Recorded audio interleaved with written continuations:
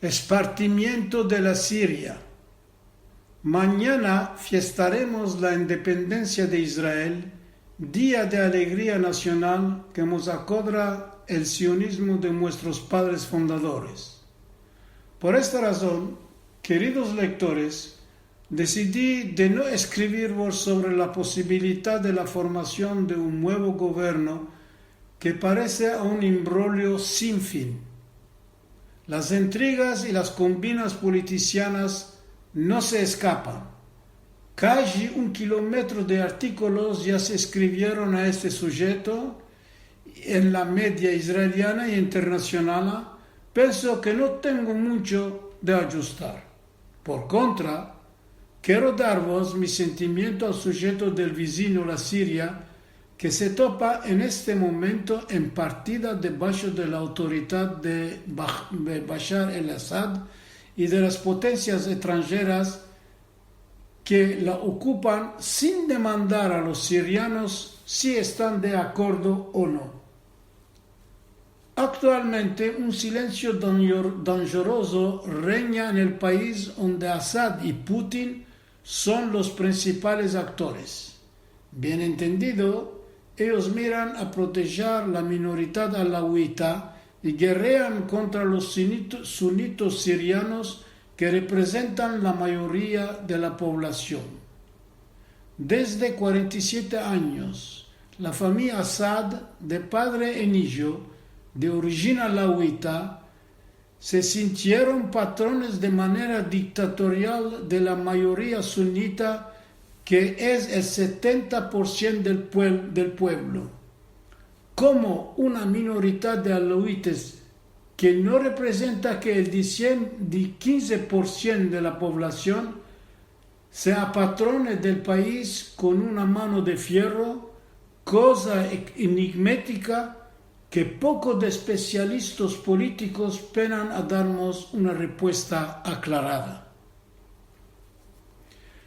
El monopolismo político, las enormes matancinas, el exilio forzado, la desposesión de los bienes de millones de sunitos desde 11 años no bastaron a destronar a Assad, siempre asentado en su palacio de Damasco.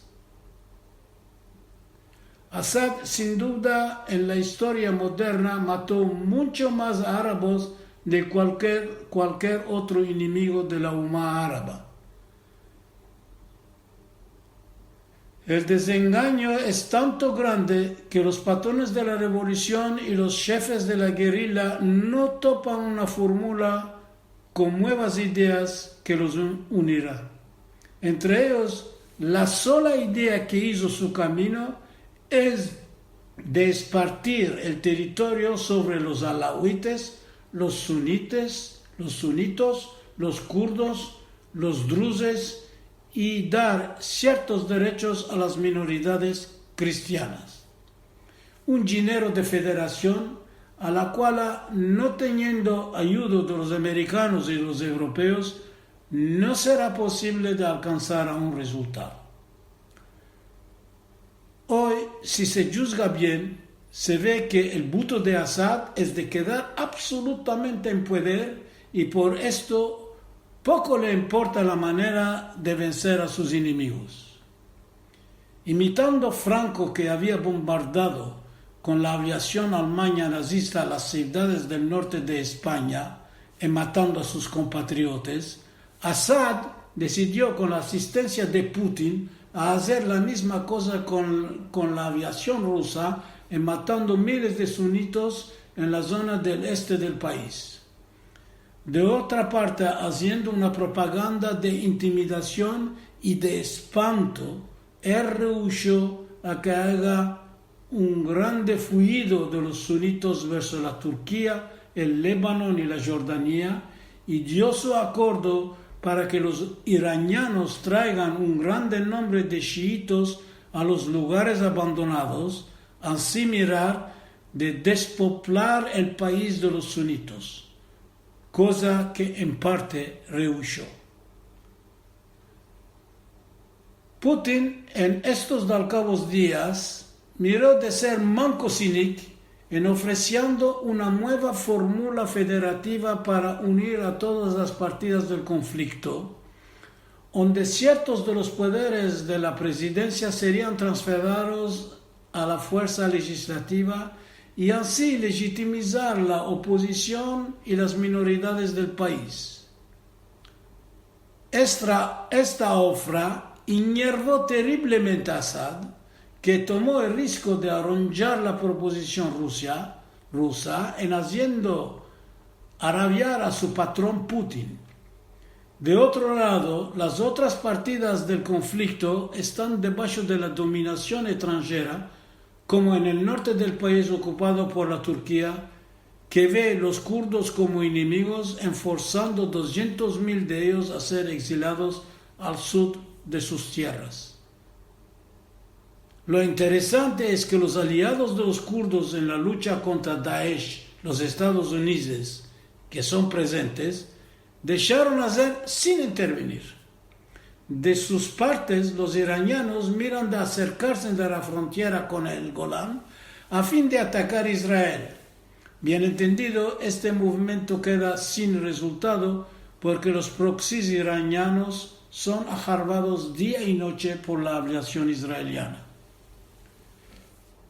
Todas estas potencias hipotecaron a Siria en desvelopando una tragedia a la cual los hermanos árabes quedaron silenciosos y no dejan a que la Liga Árabe, controlada por el Egipto y la Arabia Saudita, se mezcle, cuando ella solo puede convencer a la población sunita a mirar de organizarse en el este de la Siria, trayéndoles el ayuda financiera y la agua que necesitarán para enflorecer el desierto en el cual usan vivir. La Europa, de su parte, no responde a la llamada desesperada de los sirianos en mancura de todo.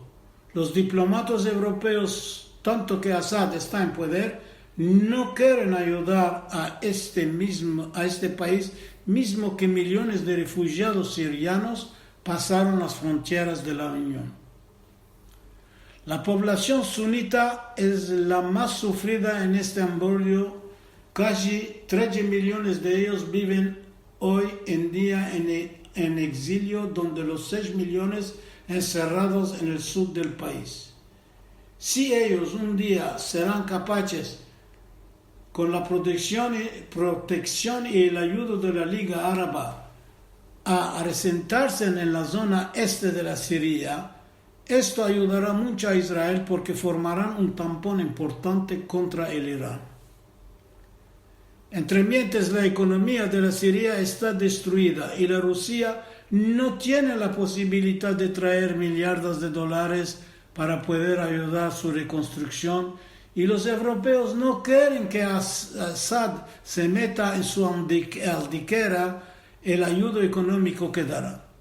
La solución a esta guerra entre sirianos, a mi aviso, puede ser realizada si los dos patrones árabes de la Liga y si la Rusia aceptan de un común acuerdo a liquidar el poder de Assad.